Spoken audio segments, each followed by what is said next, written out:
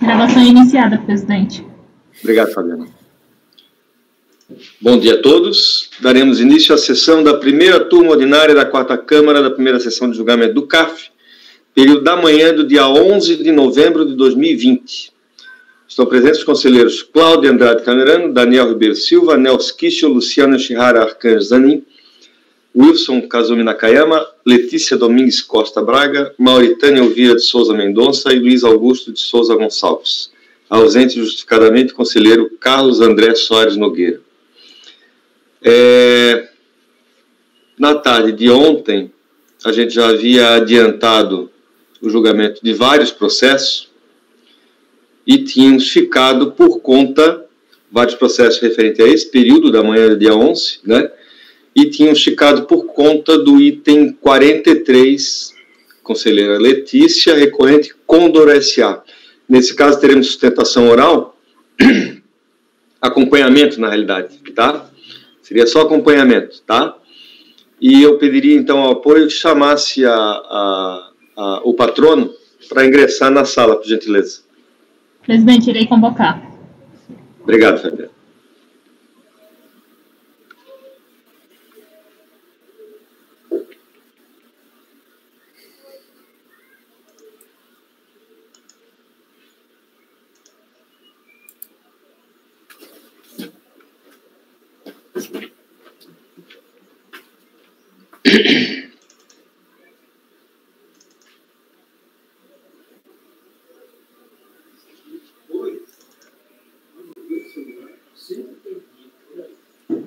Bom dia. Bom dia. Doutora Camila. Sou eu.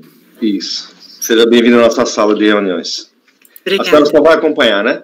Só acompanhar. Então tá bom. Doutora Letícia, com a palavra a relatora. Bom dia a todos. Nós vamos julgar agora o processo da Condor 10.920.006913/2008-77. Eu estou reproduzindo o relatório da delegacia de origem,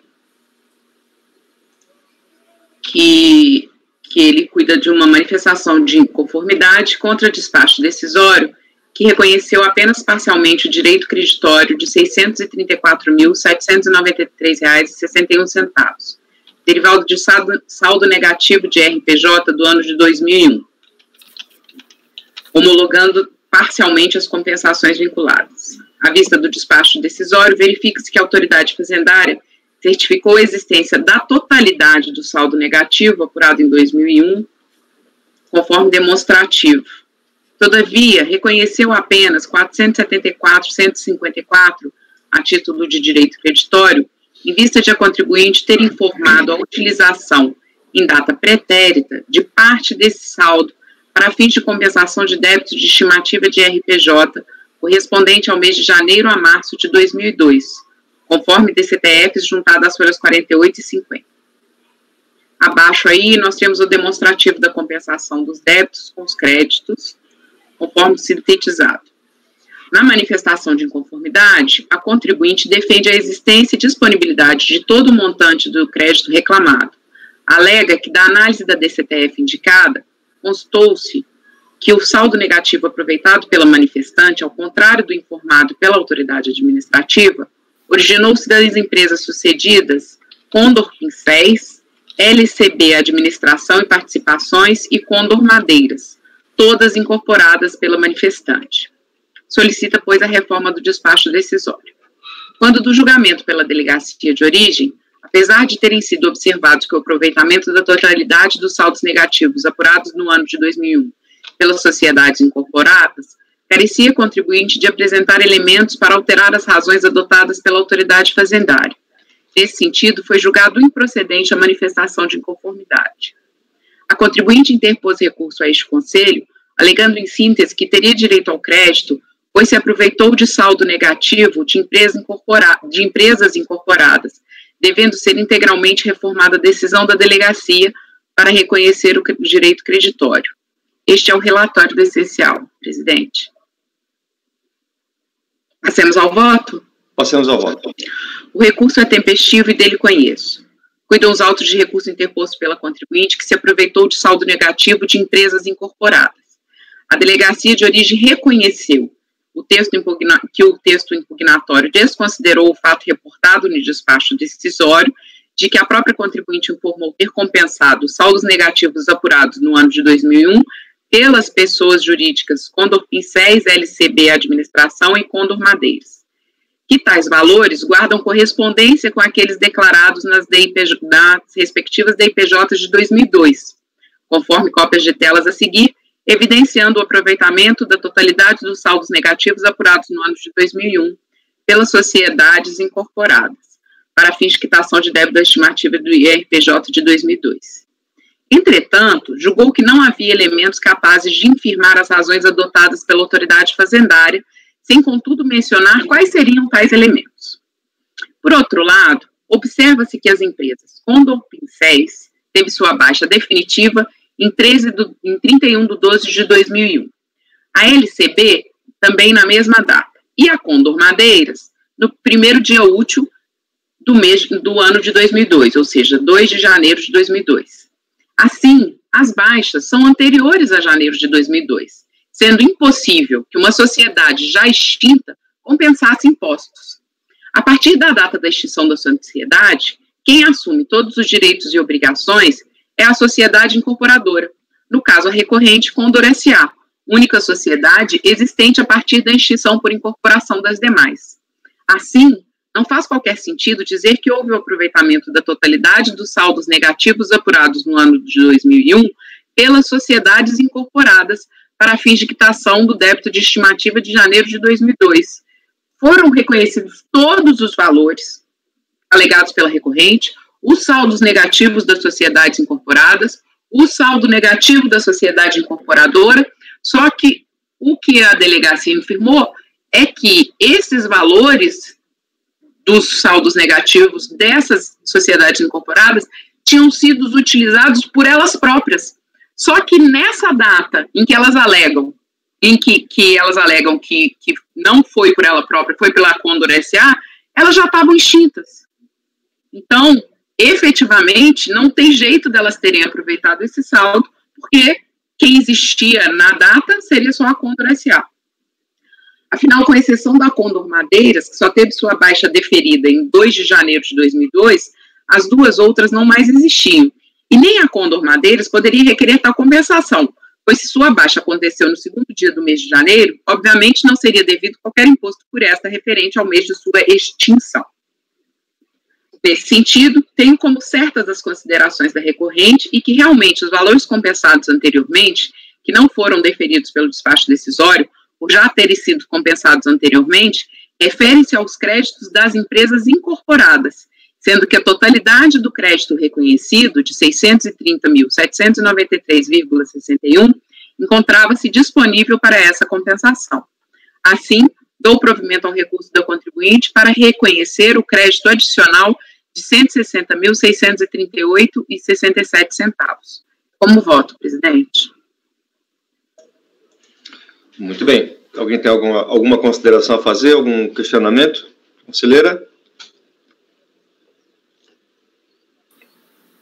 Não havendo, podemos passar à votação.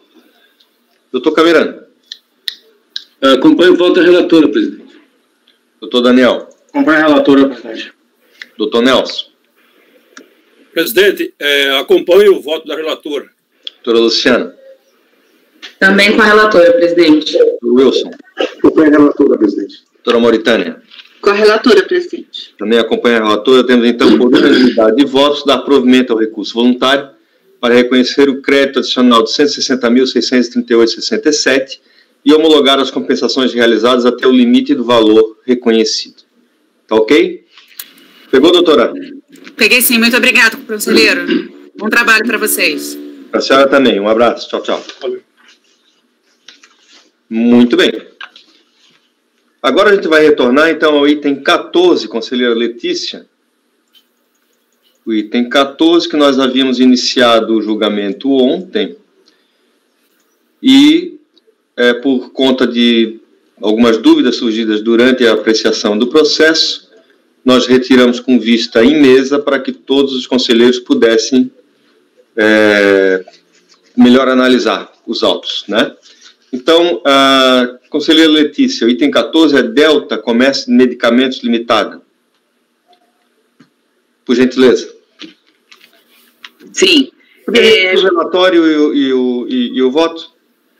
Eu vou ao voto, então, porque surgiram aquelas dúvidas e eu fiz algumas alterações. Antes de adentrarmos no mérito do presente recurso, é essencial verificar a autuação da empresa e sua exclusão do Simples. Conforme a DED folha 122 dos autos de 13 de fevereiro de 2009, a contribuinte foi excluída do Simples a partir do início de suas atividades no ano de 2006, por ter auferido neste mesmo ano receita excedente ao limite estabelecido para ingressar no sistema. Nesse sentido, foi a empresa excluída de ofício do Simples a partir do início de suas atividades, conforme o artigo 15, inciso 3º, da Lei 9.317 de 96, combinado com o artigo 13, que fala que a partir do início da atividade da pessoa jurídica, que dará a exclusão do Simples, a partir do início da atividade da pessoa jurídica, sujeitando ao pagamento da totalidade da diferença dos respectivos impostos e contribuições. Então, não tem qualquer dúvida que ela foi excluída da forma correta. Por outro lado, verifique-se que a empresa optou pelo lucro presumido, conforme documento juntado aos autos, às folhas 132. Entretanto, conforme TVF, a tributação pelo lucro presumido deveria ter sido manifesta à época certa, conforme previsto na legislação. De se ver o enquadramento legal no lançamento do RPJ, que é essa aí a fundamentação que a fiscalização dá para que seja aplicado o real e não presumido. Ora, não poderia a empresa optar pela apuração pelo regime do lucro presumido se no ano calendário autuado acreditava que cumpria os requisitos para recolher pelo sistema simplificado da Receita. Ouvidou, no caso, a fiscalização que o arbitramento a que se refere tal inciso é direcionado exclusivamente para aquelas empresas obrigadas à apuração de seu resultado pelas regras do lucro real. Utilizo-me do brilhante voto do conselheiro Cláudio de Andrade Camerando no acordo 1401-004-336. Segundo consta no artigo 14º da Lei 9.718, estão obrigadas à apuração pelo lucro real as pessoas jurídicas cuja receita total no ano calendário anterior seja superior a 48 milhões, cujas atividades sejam típicas das instituições financeiras, que tiverem lucros oriundos do exterior e tenham efetuado pagamento por estimativa mensal, que explorem atividades de factoring e securitização de créditos imobiliários. Entretanto, observa-se que a contribuinte não se encontra em nenhuma dessas hipóteses. Como se deduz, a recorrente teria ficado limitada a um único tipo de apuração dos tributos, no caso do lucro real, entendimento com o qual ouso discordar. Esta posição defendida pela autoridade fiscal elimina de pronto qualquer possibilidade de a empresa, então excluída de Simples, apurar seus tributos devidos pelas regras do lucro presumido. Entendo que não há disposição na legislação tributária que permita concluir que, uma vez excluída do Simples, a empresa não possa, caso preencha os requisitos legais pertinentes, ser tributada pelo lucro presumido, regime pelo qual a recorrente aspirou ser assim tributado. Poder-se aceitar a posição da autoridade fiscal caso a contribuinte estivesse pleiteando a adoção de um regime de tributação para o qual houvesse a exigência de obrigações acessórias mais drásticas que aquelas associadas ao regime que lhe tivesse sido atribuído pela fiscalização. Isto, se tais obrigações acessórias mais drásticas não pudessem ser satisfeitas pelo contribuinte. Mas este não é o caso que aqui se tem, pois na medida em que o lucro real é o regime que mais obrigações acessórias impõe ao sujeito passivo, nunca se terá uma situação na qual um determinado contribuinte está apto a optar pelo lucro real, mas não está para o lucro presumido. É preciso, portanto, aferir-se com a exclusão da contribuinte do Simples, ficou ela, automaticamente, submetida ao IR com base no lucro real ou não. Da resposta a essa questão, por óbvio, depende a manutenção ou não dos lançamentos referentes. A autoridade fiscal somente lhe concedeu uma única opção, qual seja, a tributação pelas regras do lucro real. A possibilidade de opção pelo lucro presumido, pelas regras do antigo Simples, já constava nas edições de perguntas e respostas da Secretaria da Receita Federal. E aí, estou colocando a pergunta 183.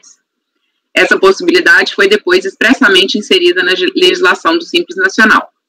A pessoa jurídica excluída do Simples deve apurar seu resultado pelo lucro real ou presumido, não existindo escrituração na forma da legislação comercial e fiscal, nem no livro caixa, seria correto o arbitramento do lucro, mas com base no inciso 3º do artigo 530.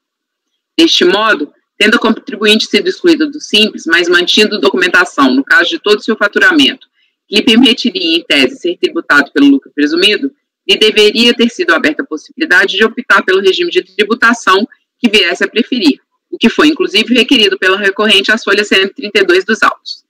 Assim, tendo visto o equívoco da autoridade fiscal, não há como considerar válida a autuação.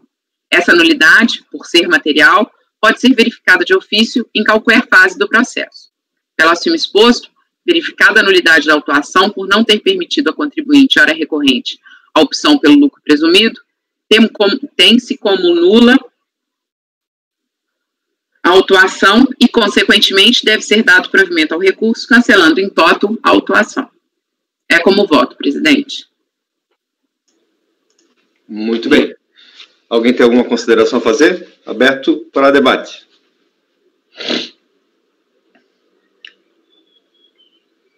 Em não havendo, doutor Camerano, seu voto.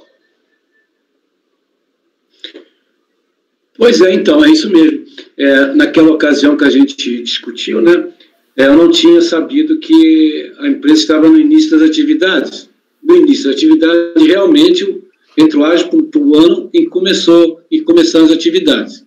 Então, está correto, sim. Se você quiser reforçar um pouco, doutora Letícia, no termo de constatação, na folha 130, ali está bem claro que eles direcionam tudo para o lucro real. Apenas para, se você quiser, é um reforço interessante, porque a própria autoridade fiscal está determinando que seja tudo dirigido para o lucro real. É só um reforço, mas eu voto com a relatora, presidente. Muito bem. Doutor Daniel. Com a relatora, presidente. Doutor Nelson. Presidente, é o seguinte, eu só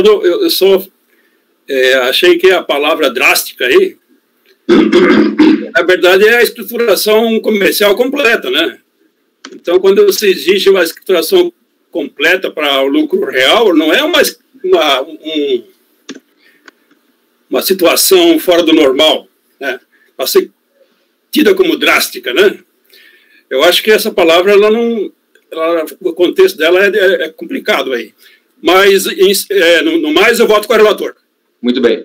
Doutora Luciana.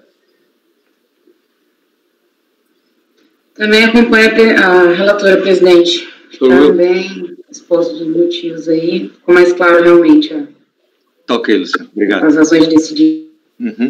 Doutor Wilson. Acompanha a relatora, presidente. Doutora Mauritânia. Voto com a relatora, presidente. Ótimo. Por unanimidade de votos, então, já que eu também voto com a relatora, dar provimento ao recurso voluntário para cancelar a exigência. Ok? Passemos, então, agora ao item 30, conselheira Letícia. Deixe-me ver aqui. ABC Group. É isso, né? Item 30, ABC Group do Brasil Limitado. Bom, presidente, como eu já tinha lido o relatório, eu vou ao voto.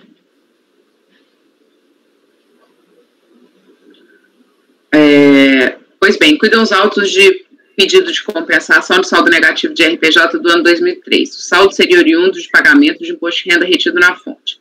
Alegou o recorrente em sede preliminar que restou devidamente comprovada a retenção na fonte dos valores. Bom, essa parte preliminar eu não alterei, então eu vou deixar. Em relação ao mérito, a divergência quanto ao direito creditório restringe-se ao PRDCOMP não homologado tacitamente, que é o número 32, que depois ele foi retificado. O valor da estimativa mensal compensada com o saldo negativo de períodos anteriores, sendo que da estimativa indicada na DECOMP com demonstrativo de crédito de 135.718,84, somente foi confirmado o montante de 105.898,98. Então, temos que esse valor de 29.819,83 corresponde à estimativa de julho de 2005, conforme abaixo. Essa parcela está sendo controlada no processo 10.865.900.124/2011-31, que foi julgado nessa mesma sessão pela relatora, mantendo-se a decisão recorrida. Nesse caso, o valor da estimativa será cobrado naquele processo, e, portanto, gerará o direito ao crédito nesse. Essa turma tem decidido de forma recorrente que as estimativas quitadas através de compensação não homologadas podem compor o saldo negativo do período, haja vista a possibilidade de referidos débitos serem cobrados com base no pedido de restituição. Assim, a princípio, não caberia a glosa dessa estimativa na apuração do saldo negativo na DIPJ. Aí eu estou aqui colocando o parecer da Procuradoria, a solução COSIT, e estou conduzindo o meu voto para dar provimento ao recurso voluntário, afastando a glosa de estimativa de julho de 2005, na análise do saldo negativo objeto desse processo, e reconhecendo um crédito adicional de R$ 29.819,83. Ou seja, eu verifiquei que realmente a homologação tácita ocorrida não tinha qualquer reflexo nessa PERDECOMP, que era a minha grande preocupação, porque consumiria o crédito, mas esse crédito desse saldo negativo, ele não está nas outras duas PERDECOMPs que foram homologadas. Então, eu estou dando provimento ao recurso da contribuinte, reconhecendo esse crédito adicional, presidente.